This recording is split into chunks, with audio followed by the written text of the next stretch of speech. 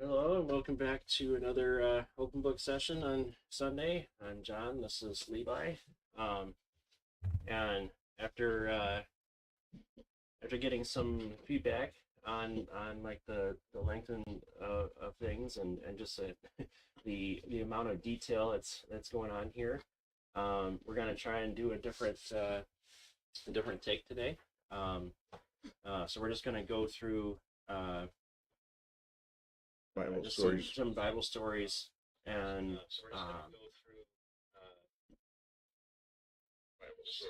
and go kind of do a shorter form, and then have that um, he has like a nice teaser and a nice thing to go through us with us quickly and get kind of get to know these stories in a I guess a fun and um, engaging way.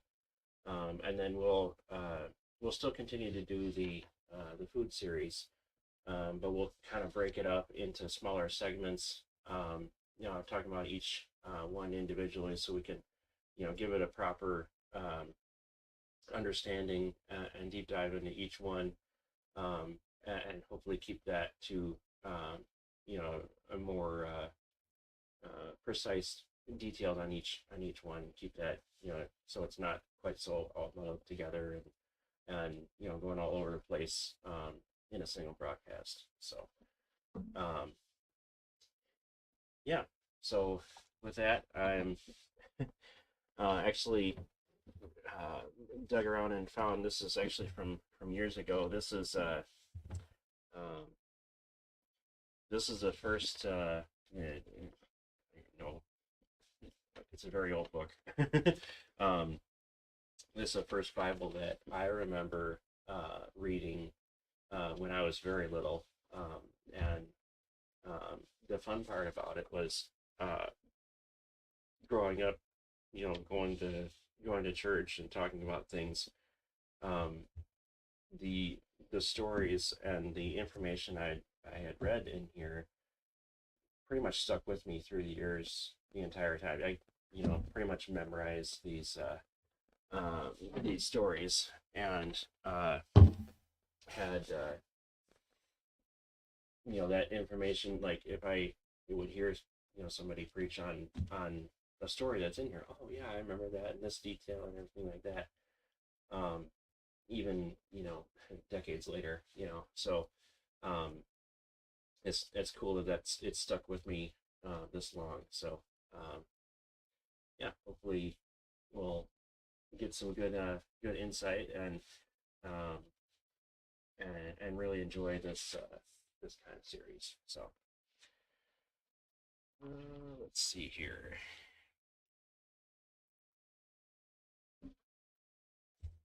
We still want to try and do a New Testament one, or just kind of pick Just a pick random? one. Just pick one. New Testament one. Let's see here.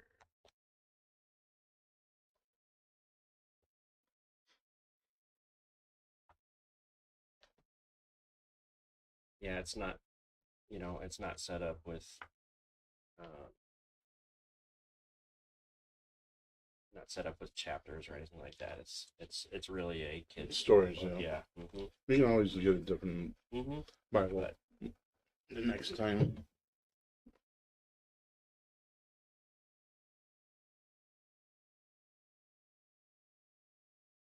Oh, that oh study Bible I yeah, have. okay. That study Bible might be good for next time. Then.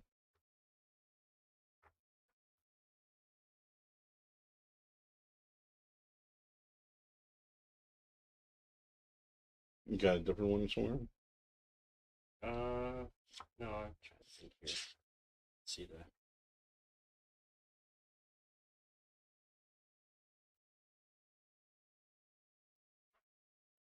find the beginning of this one.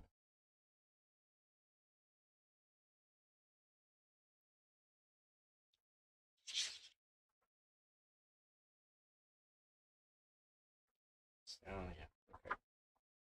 Um, okay, so That is a kid one. Yep. In this poor little home, Jesus grew from a baby to a boy. When he was about 6 years old, he went to school. He learned to read, and he was told stories about Moses and David. He helped Joseph to put away the tools at the end of the day. He asked Mary and Joseph many questions. Sometimes Mary and Joseph were surprised that Jesus knew so much. Every year, Mary and Joseph went with the other village people to the big city of Jerusalem. They joined together in a special meal. They sang songs and said prayers to God. Uh, when the boys were 12 years old, they could go with their parents. Jesus was glad when he could go too. It was a long way to Jerusalem, but at last they reached the city and made camps.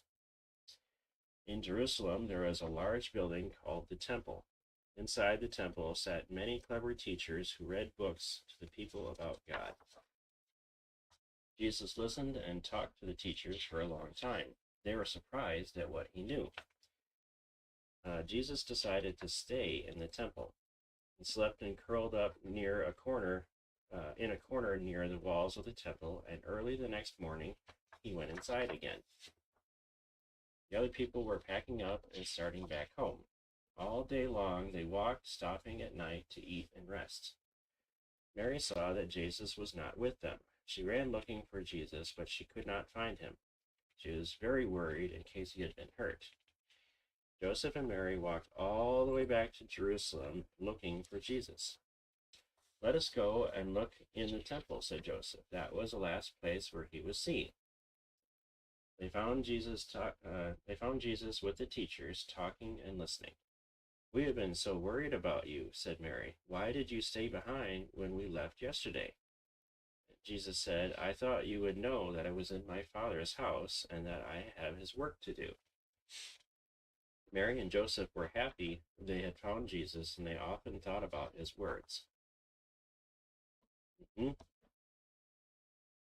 Um, and actually, it's kind of a pretty appropriate one because that's the, I don't know the beginning, but one of the first times where Jesus is making it clear to them that he's that he's God, that he's more knowledgeable than they've given him knowledge, that he's teaching the teachers and knows more than them, kind of thing. That, not trying to brag or anything, but that um, their understanding of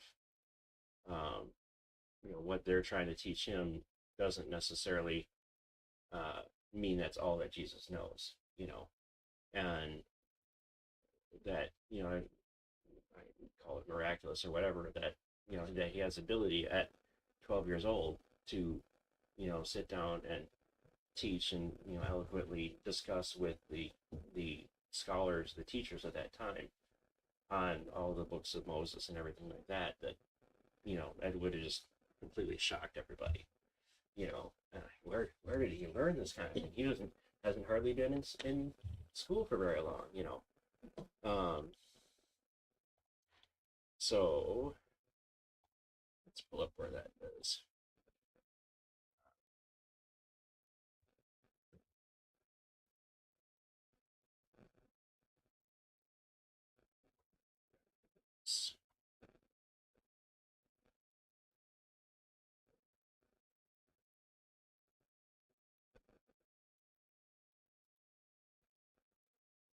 Let's see.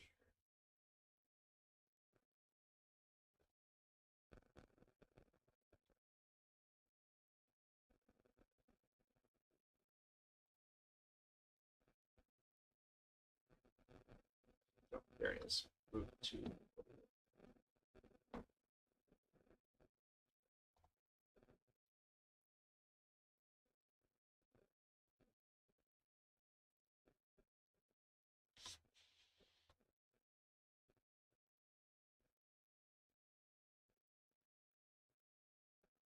Okay, so child, talk about Jesus, continued to grow and become strong, increasing in wisdom, and the grace of God was upon him. Now his parents went to Jerusalem every year for the feast of the Passover. That's what I was talking about. When he was 12, they went up according to the custom of the feast. And as they were returning, after spending a full number of days, the boy Jesus stayed behind in Jerusalem, but his parents were unaware of it, but supposed him to be in the caravan, and went a day's journey, and they began looking for him among their relatives and acquaintances. Um, yeah, so they had this basically big, not family gathering, but there was a bunch of their relatives there that they went along with, and basically just assumed that Jesus was in with his family members. Pretty normal. There was a bunch of cousins running around, uncles, aunts, and uncles, and stuff like that. Um, they wouldn't necessarily have to, keep direct eyes on Jesus, kind of thing. That yeah, it's pretty normal for even nowadays, that to happen. So it wasn't like they were, you know, intentionally intentionally doing this at all. There wasn't any malicious intent or anything like that. It was just, assumed that he'd be with his earthly family. Um, and then, okay, so 46. Then after 3 days, they found him in the temple, sitting in the midst of the teachers, both listening to them and asking them questions. And all who heard him were amazed at his understanding and his answers. When they saw him, they were astonished. And his mother said to him, "Son, why have you treated us this way? Behold, your father and I have been anxiously looking for you." And he said to them, "Why is it that you are looking for me? Did you not know that I had to be in my father's house?" But they did not understand the statement which he had made to them. Then he went down with them to Nazareth and continued in subjection to them. His mother treasured all these things in her heart. So they didn't hold it against him. They didn't. It was like, kind of like I guess a friendly, why did you make us worry? Like fairly lighthearted. Not trying to accuse him of anything, but that they had to come back for him, kind of thing. And yeah, so it's just something short that like I said, kind of highlights that Jesus is God, and that he brings with him the I guess spiritual knowledge and knowledge of history and everything like that enabled him to teach and talk with the scholars and the teachers there, and just make that so that that's something that I guess would make sense to Jesus, that of course he'd be uh, wanting to be devoted to talking and I guess fellowshipping and talking with people about the law, about understanding and everything like that. Because even though he was only 12 at the time, it wasn't necessarily his ministry. That's still technically what he came to Earth to do, is talk about what they should know, and talk about how the history should be understood, and kind of make it clear that he is who he says he is. That's a big thing, that Jesus is and always will be who he says it is, as he is. So um, yeah, pretty short and sweet. Do you have any questions? No, I don't. Can't relate to anything right now towards that story right now. Can you relate this story in any way this week?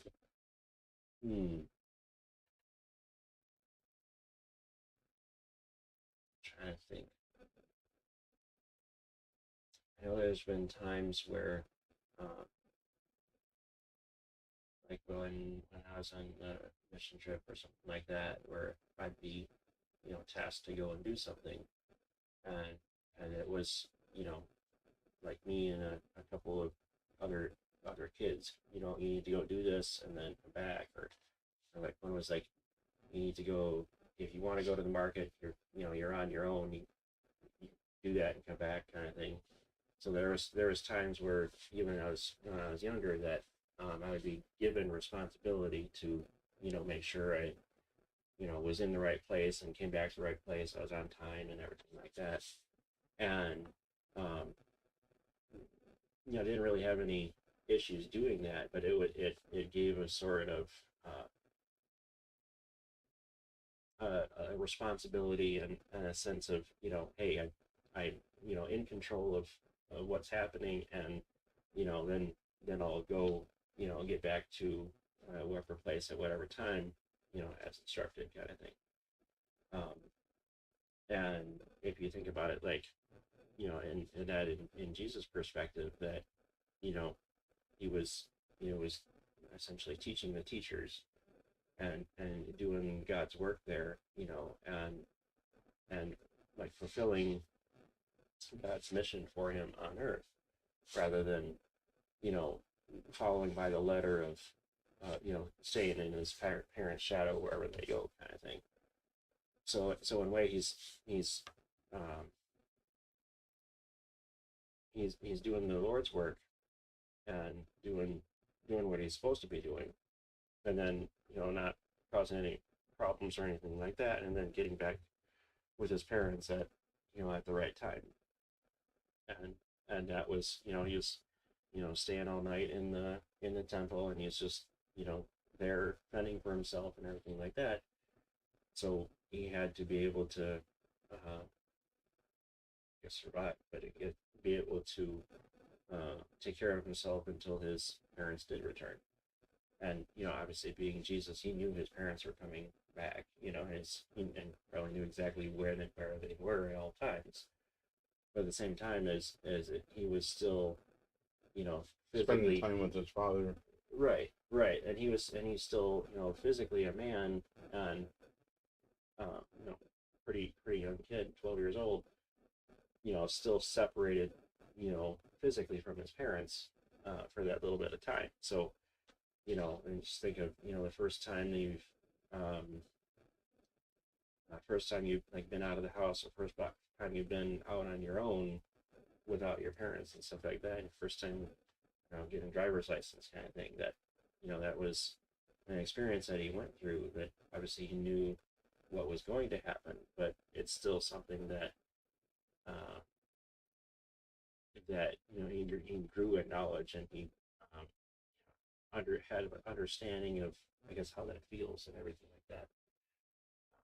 So that makes it an interesting, I don't know, more human perspective, but a more relatable perspective to what we would experience here. Um, and the fact that the reason he's doing this is to be continue to be closer to the Father, closer with talking more with people around there, that he's doing that so that he can grow deeper in knowledge and stature like that as well. Um, so yeah, the story.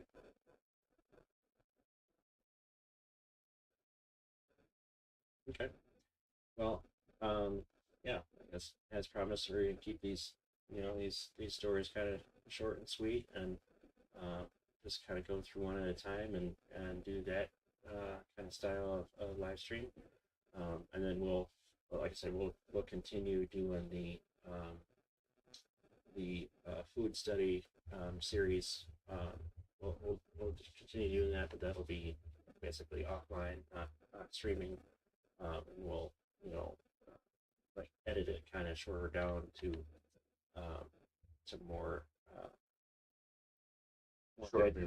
digestible lengths. How about that? Easier to digest times. So, all right. Until next week.